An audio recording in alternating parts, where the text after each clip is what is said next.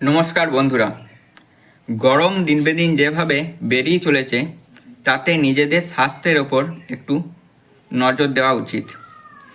আসুন জেনে নিই আয়ুর্বেদ এই স্বাস্থ্য সচেতনতা সম্পর্কে কি বলছে।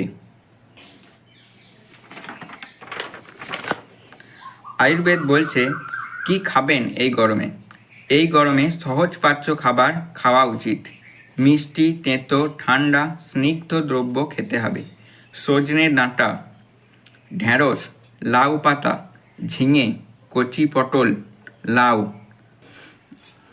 ডুমুর, কাঁচা কলা, পুরনো চালের ভাত, হিঞ্চের শাক, নোটের শাক, মুগের বা মুসুরের হালকা ডাল, মোচা ইত্যাদি খাওয়া যেতে পারে।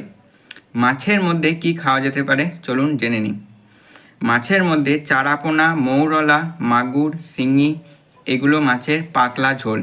মাংসের মধ্যে দেশি ছোট মুরগির মাংসের পাতলা ঝোল খাওয়া উচিত। পানীয় জল হচ্ছে টেস্টটা পেলে প্রাকৃতিক কর্পূর ফেলে শোধন করা মাটির কুঁজোর ঠান্ডা জল বারবার খেতে হবে। ফ্রিজের জলকে অ্যাভয়েড করছে এখানে।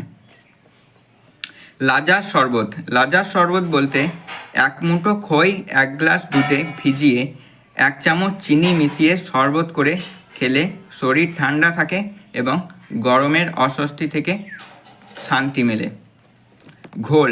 টক দইকে ভালো করে মন্থন করে ঘোল তৈরি করে তাতে ভাস্কর লবণ বা সন্ধক লবণ দিয়ে খেলে পেটের সমস্যা, বিশেষ করে আমাশয় বা অর্শে খুবই ভালো কাজ দেয় এবং শরীরকে ঠান্ডা রাখে।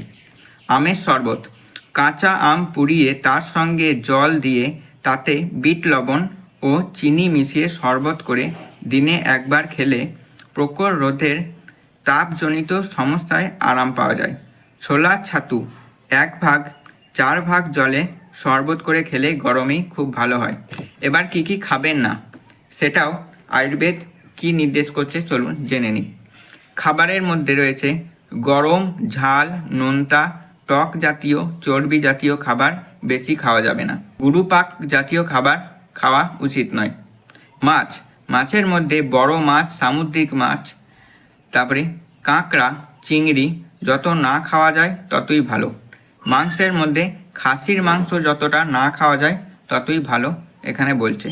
পানীয়র মধ্যে মদ্য জাতীয় পানীয় এই ঋতুতে না খাওয়াই ভালো।